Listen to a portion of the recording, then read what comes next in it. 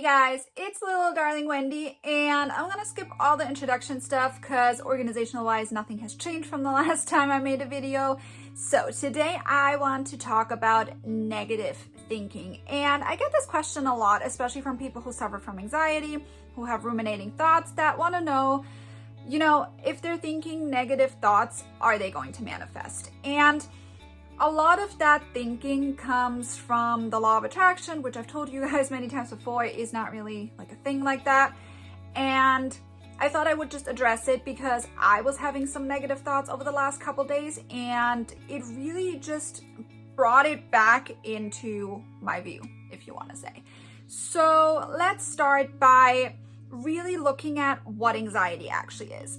And anxiety is something that was developed within us during I think the Stone Age or something, way long ago, that we used in order to keep us safe. So fight or flight is always good when you're in a bad situation or in a dangerous situation, but under normal circumstances, you really don't need it. But our body still has that left over. And I wrote a paper on this. I don't remember exactly what it was about, but even our eyebrows are leftover stuff that we technically don't need anymore today. Funny fact. So at the end of the day, if you understand that your anxiety is just your body trying to overwarn you over a danger, if you will, that really doesn't exist anymore like that today, I think it really helps take the power away a little bit. Or at least I hope it does. So let's start off with that. And if you then go into that and realize that basically anxiety is just a warning sign, a warning system that is trying to keep you alert of your surroundings, of things that could potentially endanger you but aren't really realistic, then I think we can also tie into manifestation at that point. We always tell you, me and other coaches tell you, that what you think, you manifest. However, and this is why, just giving you one small technique or being hey this or hey that is usually not enough. Because in order to actually really manifest, there are a couple of steps that need to be taken by your brain and by you, essentially, in order to bring the manifestation in. So let's say, I was watching, I don't know what it was. I think it was a documentary about 9/11, I want to say.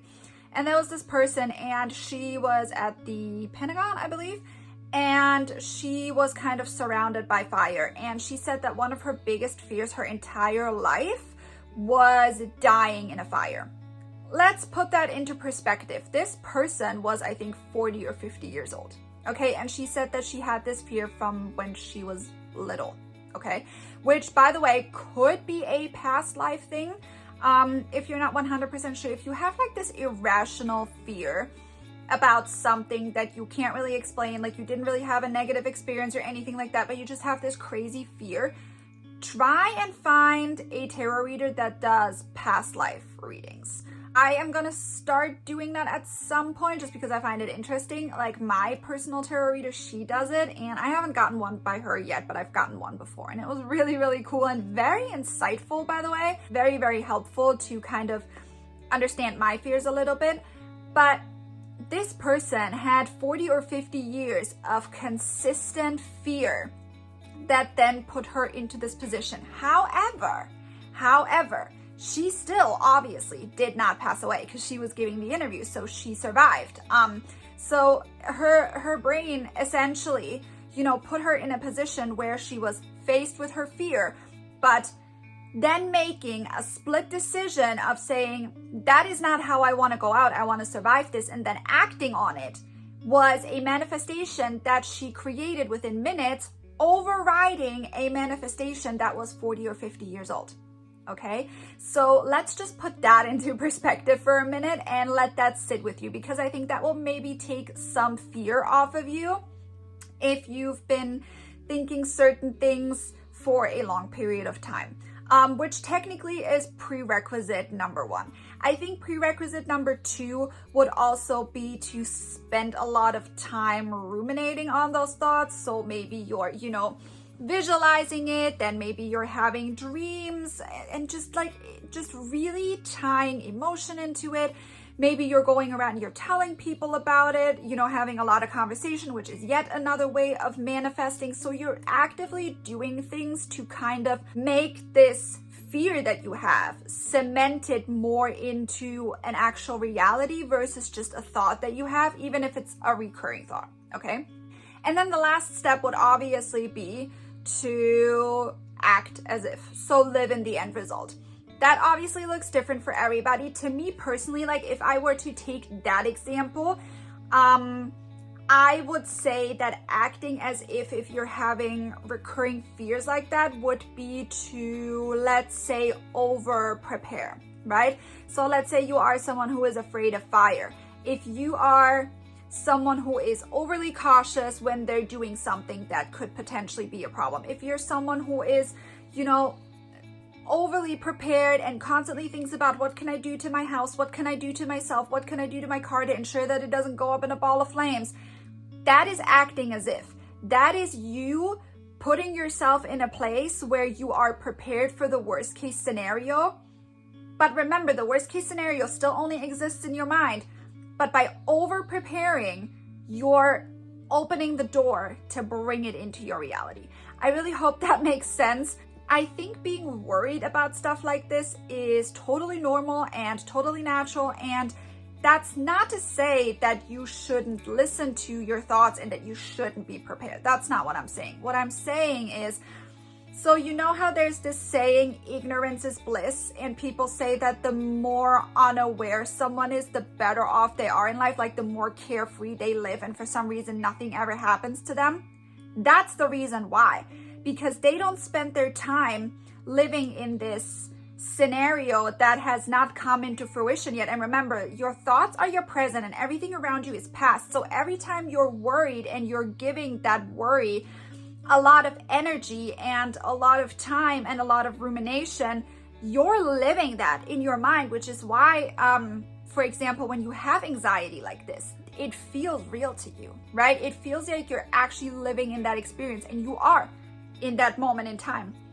It's just a matter of when have you crossed the line of living it up here and then living it out here, if that makes sense. And I think if you understand it from that perspective and understand that yes, being ignorant sometimes can actually be really beneficial to you, it might make it easier for you to let it go. Just as, and this is the thing, like just as the lady in the first story that I told you, when she was put in that position where she was now faced with trying to save her life or just go with it and say, whatever, I'm giving up, she made the decision to want to not go out this way and do something about it. So she acted as if, she changed her thoughts, she got an action plan, which came as a result of the thoughts, obviously. And that's why I always say, like, when you're in a state of panic or in a state of fear, you're a power manifester. And again, this is law of attraction crap that you can't manifest when you're in a bad state, because if that were the case, people who are under high adrenaline pressure situations wouldn't be able to manifest. When that's where most miracles happen, by the way. If you ever ask someone when a miracle happened, oftentimes it's under those situations. And she made that split decision and then changed her thought process, which then her subconscious gave her a plan of action. She talks about it in an interview, which is why I'm bringing it up. And then she acted as if and lived in the end result and was able to get out unscathed, by the way. And I think if you understand that you living the situation out here and in here is the exact same thing, and if you were in this situation in your 3D reality, you would probably act the exact same way that the lady acted, right?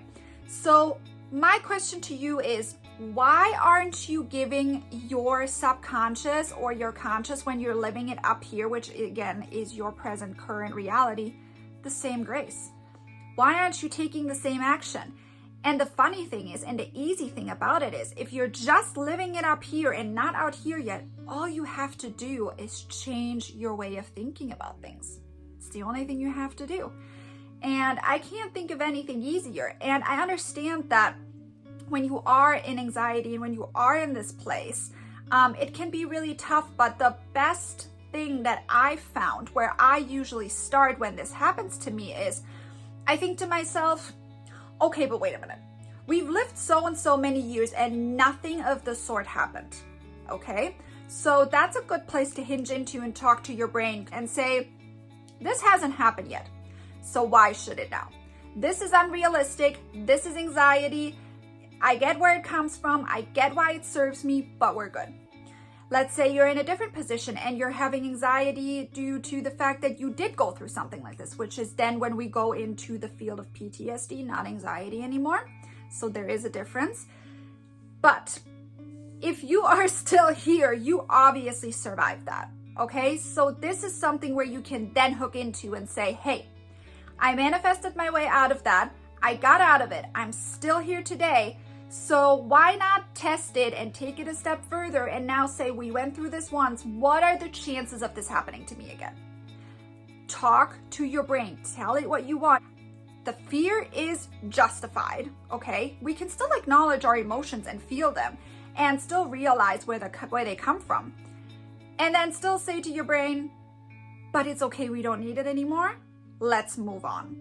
Let's manifest something different. Let's focus on something different. And even if it's just you looking around the room that you're sitting in and focusing your attention on something different. And in the beginning, it might not work immediately. It might be really hard to you, but remember that whatever your brain is going through, your brain is ingrained through repetition, right? So that is why, for example, when we go through incredibly traumatic experiences, our brain kind of creates amnesia of sort.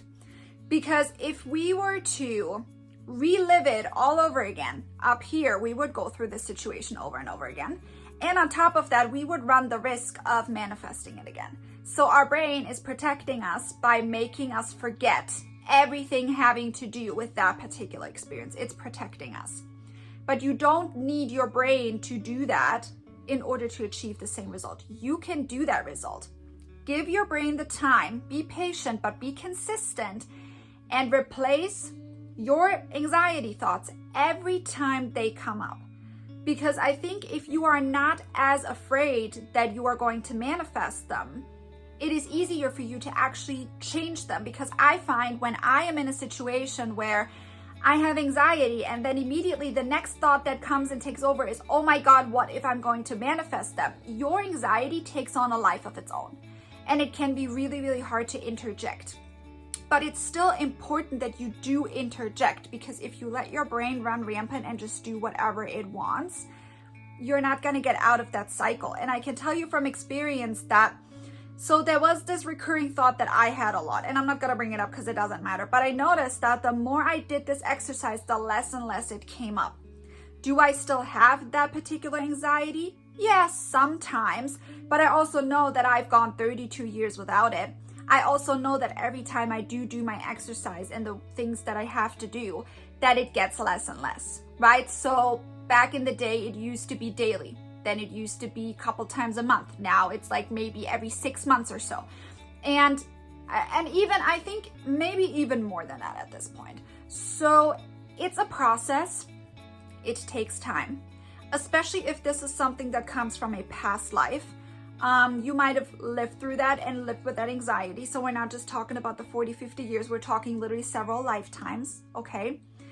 And this is why I think it is so vital for you to learn how to manifest, but not be afraid of your negative thoughts, because all they're doing are showing you things that your brain wants you to change, okay?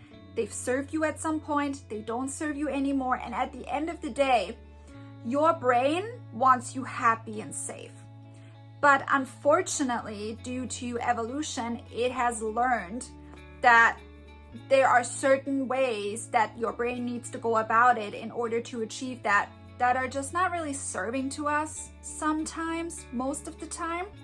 So it's our job to help our brain through that. And like I said, tell it what to do. Don't let it run you. You run your brain at the end of the day. And your brain controls your emotions, your actions, the way you show up all day, every day.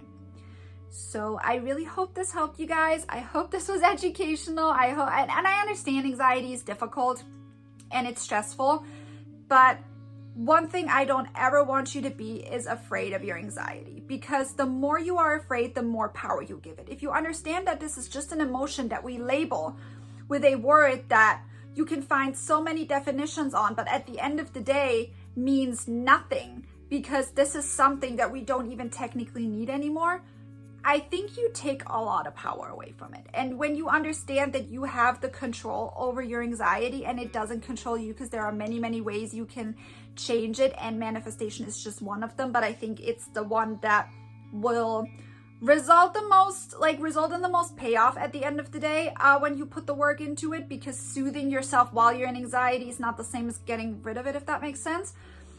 I really think that, or I hope at least, that it will change your life for the better and make manifestation maybe a little less scary for you. So I really hope you enjoyed this video. If you did, please make sure you give it a thumbs up, leave a comment if this helped you, make sure that you like, subscribe, follow me on my other social media, and I will see you, well, me and my little baby will see you in the next video. Say bye.